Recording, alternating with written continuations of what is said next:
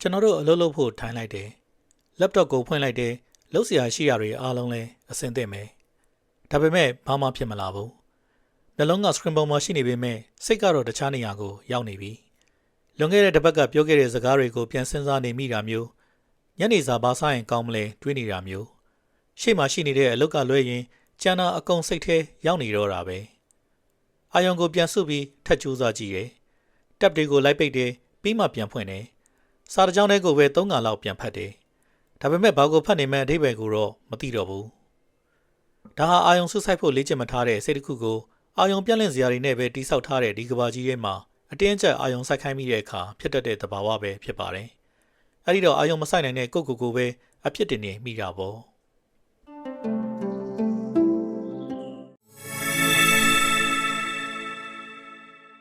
ကျွန်တော်တို့ကအာယုံစိုက်တယ်ဆိုတာကိုခလုတ်တစ်ခုနှိပ်တယ်လို့မျိုးထင်နေကြတာပါ။တော်တဲ့သူဆိုရင်စိတ်ကိုအာယုံစိုက်မယ်လို့ဆုံးဖြတ်လိုက်တာနဲ့ချက်ချင်းပဲအာယုံဆုစိုက်မှုကရောက်လာတော့မယ်လို့ယူဆတတ်ကြတယ်။ဒါပေမဲ့အုံနောက်ကအဲ့ဒီလိုလှုပ်လှုပ်တာမဟုတ်ပါဘူး။ကျွန်တော်တို့အုံနောက်ဆိုတာကတခုတည်းကိုပဲဆွတ်ဆွဲမြဲမြဲအာယုံစိုက်ဖို့တိဆောက်ထားတာမဟုတ်ပဲရှင်သန်လွတ်မြောက်ဖို့အတွက်ပဲတိဆောက်ထားတာပါ။နှစ်ပေါင်းတန်းနဲ့ချီတဲ့လူသားတွေရဲ့စင်ကဲဖြစ်စဉ်တစ်လျှောက်မှာစိတ်ဆိုတာကဘေးရန်တွေအခွင့်အလမ်းတွေနဲ့ပတ်ဝန်းကျင်ပြောင်းလဲတွေကိုအမြဲတမ်းလိုက်ကြည့်နေဖို့အတွက်ပဲဖွံ့ဖြိုးလာခဲ့တာစိတ်ကတောင်ရောက်မြောက်ရောက်ဖြစ်နေမှသာအသက်ရှင်ဖို့လုံခြုံမှုရှိခဲ့တာပါအဲ့ဒီခေတ်တွေတုန်းကတော့ငြိမ်နေတာဟာအန္တရာယ်ရှိပြီးအာယုံများနေတာကကိုယ့်ကိုယ်ကိုကာကွယ်ခြင်းတစ်မျိုးဖြစ်ခဲ့တာပါအခုကျွန်တော်တို့ကဒီလိုခဏမငြိမ်နဲ့အမြဲတမ်းပေးပြီးကိုအာယုံစိုက်နေတတ်တဲ့ရှေးဟောင်းအုံနောက်ကြီးကိုငြိမ်ငြိမ်လေးထိုင်ပြီး report တစ်စောင်ကို3နာရီလောက်ရေးခိုင်းနေတာလေအဲ့ဒီအခါအုံနောက်ကညှင်းဆန်တော့တာပေါ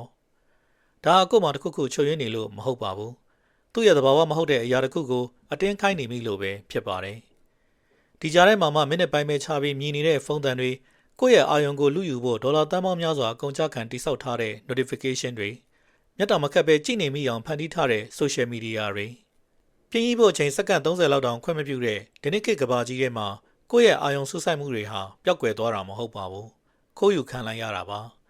တစားစီနဲ့ကိုယ်တော်သတိမထားမိလိုက်တဲ့အထိဖြည်းဖြည်းချင်းအခိုးခံလိုက်ရတာပဲဖြစ်ပါတယ်ဒါကိုဘယ်လိုပြင်ရမလဲဆိုတာမပြောခင်အာယုံဆူဆိုင်မှု focus ဆိုတာတကယ်တော့ဘာလဲဆိုတာကိုအရင်နားလည်ဖို့လိုပါတယ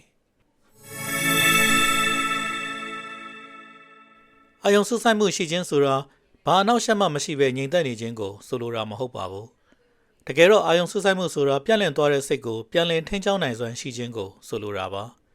ဘလောက်ပဲတော်တဲ့သူဖြစ်ပါစေအလုပ်တစ်ခုကိုစတင်ဖို့ထိုင်လိုက်တာနဲ့စိတ်ကတော့ပြန့်လွင့်သွားမှာပါပဲမဖိတ်ခေါ်ပဲရောက်လာမဲ့အတွေ့အကြုံအာယုံပြန့်လင့်စရာတွေကရှိနေမှာပါအာယုံဆူဆိုင်နိုင်သူနဲ့မဆူဆိုင်နိုင်သူကြားကအဓိကကွာခြားချက်ကအာယုံပြန့်လင့်မှုအနေများမဟုတ်ပါဘူးဘသူကမိမိစိတ်ကိုမူလအလုပ်စီပိုပြီးမြန်မြန်ဆန်ဆန်ပြန်ခေါ်နိုင်တယ်လေဆိုတဲ့အချက်ပဲဖြစ်ပါတယ်ဒါကအာယုံဆူဆိုင်မှုရဲ့အစစ်မှန်သဘောတရားပဲဖြစ်ပါတယ်လူများစုကအာယုံပြန့်လင့်တာကိုအတင်းတိုက်ခိုက်ဖို့ကြိုးစားကြပါတယ်အာယုံလွင့်သွားရင်ကိုယ့်ကိုယ်စိတ်တူကြတယ်အတင်းကျပ်အာယုံစိုက်ဖို့ကြိုးစားတယ်စိတ်ကိုတင်းထားတတ်ကြတယ်ဒါပေမဲ့အာယုံဆူဆိုင်ဖို့အတင်းဖိအားပေးလေပိုပြီးလွတ်ထွက်သွားလေပါပဲလက်သီးကိုကြစ်ပေါအောင်ဆုပ်ပြီးရေကိုဖမ်းဆုပ်ဖို့ကြိုးစားနေသလိုမျိုးပေါ့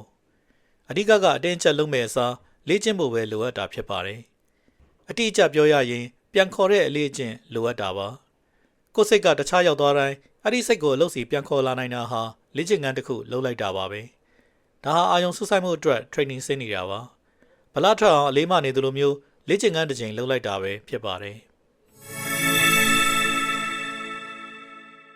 ်ဒါကတော့အလုပ်တင်ကြရေးအကြံပေးချက်တော်တော်များများမှာခြံလက်ထားတတ်တဲ့အချက်ပါကျွန်တော်တို့အလုပ်လုပ်ဖို့မထိုင်ခင်ကတည်းကပတ်ဝန်းကျင်ကကျွန်တော်တို့အစားဆုံးဖြတ်ချက်တွေချပေးထားပြီးသားဖြစ်နေတတ်ပါတယ်ဥပမာဖုန်းကအလုပ်စပွဲပေါ်မှာရှိနေမယ်ဆိုရင်ကျွန်တော်တို့ဖုန်းကိုယူကြည့်ပြမှာပဲ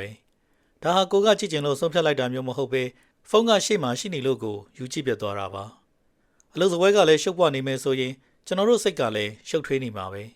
ဒါဟာကိုကအစီအစဉ်မကျတဲ့သူဖြစ်လို့မဟုတ်ပဲမျက်စိထဲမြင်နေရတဲ့ရှုပ်ပွားမှုတွေကိုအုံနောက်ကစိတ်ပင်ပန်းစရာဝန်တော့ဝင်ဖို့တစ်ခုအဖြစ်လှုပ်ဆောင်နေရလို့ဖြစ်ပါတယ်Carl Newport ကသူ့ရဲ့ Deep Work ဆိုတဲ့စာအုပ်ထဲမှာရုပ်ရှင်တဲ့အချက်လေးတစ်ခုကိုထောက်ပြထားပါတယ်အတွေးခေါ်ကောင်းကောင်းနဲ့အလုပ်လုပ်နိုင်တဲ့သူတွေဟာအာယုံမပြတ်လွင့်အောင်စိတ်ခွန်အားဝေပါဝါကိုသုံးပြီးအတင်းကျပ်ထိန်းချုပ်နေကြတာမဟုတ်ပါဘူးသူတို့ကအာယုံပြတ်လွင့်စေမဲ့အရာတွေကိုပတ်ဝန်းကျင်ကနေလုံးဝဖယ်ထုတ်ပစ်လိုက်တာပါအာယုံဆူဆိုင်နိုင်ဖို့ဆိုတ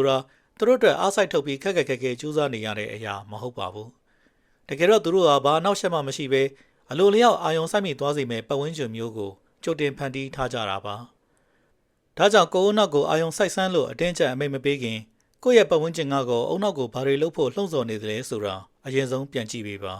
။ဖုန်းကိုမျက်စိရှိကဖယ်ထားပါ။ silent လုပ်ထားရုံနဲ့မရပါဘူး။လုံးဝမမြင်ရတဲ့နေရာမှာထားပါ။ laptop မှာ tab တစ်ခုပဲဖွင့်ပါ။အလုပ်တစ်ခုတည်းကိုပဲမြင်နေပါစေ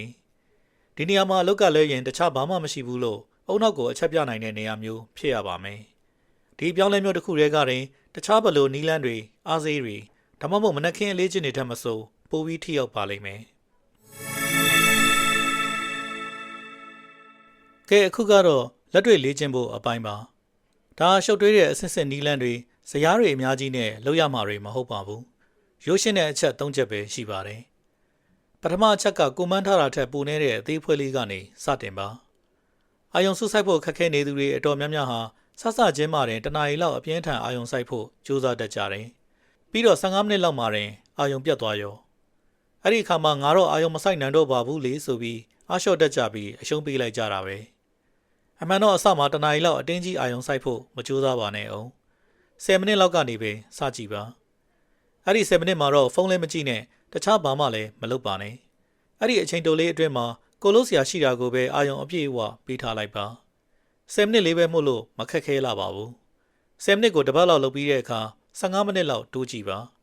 ါပြီးရင်မိနစ်20ပြီးရင်မိနစ်30ကျွန်တော်တို့ကအုံနောက်ကိုအတင်းတိုက်ခိုက်နေတာမဟုတ်ပါဘူးလေ့ကျင့်ပေးနေတာပါချော့သားတွေကိုလေ့ကျင့်ပေးသလိုမျိုးပေါ့ဖြည်းဖြည်းချင်းပုံမှန်လေးဘာဒရာမာမှခင်းမနေပဲလှုပ်သွားရုံပါပဲဒုတိယအချက်ကပြင်းရည်ချင်းကိုတမင်တကာအသုံးချပါဒါကနည်းနည်းထူးဆန်းနေပါလိမ့်မယ်ဒါပေမဲ့အမှန်တရားပါပဲတခုခုကိုစောင့်နေရလို့ပဲဖြစ်ဖြစ်တန်းစီနေရလို့ပဲဖြစ်ဖြစ်ခဏလေးပြင်းစရာကောင်းတဲ့အချိန်ရောက်တိုင်းဖုန်းကိုကောက်ကွယ်လိုက်တာဟာပြင်းရည်ချင်းကတီးခန့်စရာမကောင်းဘူးလို့အုံနောက်ကိုတုံတင်နေတာနဲ့အတူတူပါပဲပြင်းရည်ချင်းကိုတီးမခံနိုင်တဲ့အုံနောက်ဟာအာယုံလဲမဆိုင်နိုင်ပါဘူး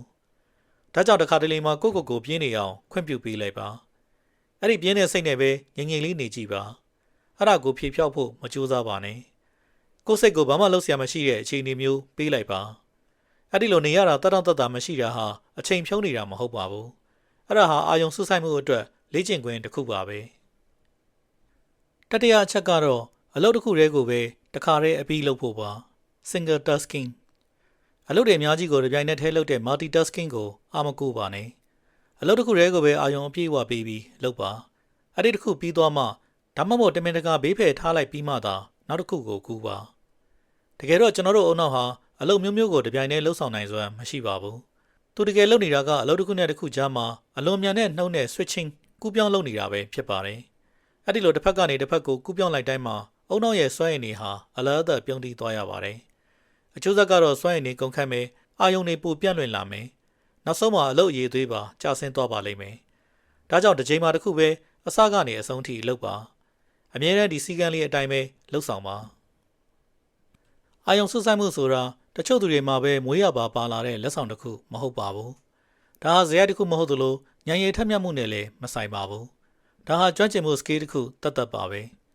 စိတ်ငြိမ်တဲ့လူမသိသူမသိဖြစ်တယ်ဒါပေမဲ့လုံးဝလေ့ကျင့်ယူလို့ရတဲ့အရာမျိုးပါတကယ်ကျွမ်းကျင်မှုတိုင်းလိုပဲဒါဟာလိုချင်စိတ်ပြင်းပြရုံနဲ့ရလာတာမဟုတ်ပါဘူး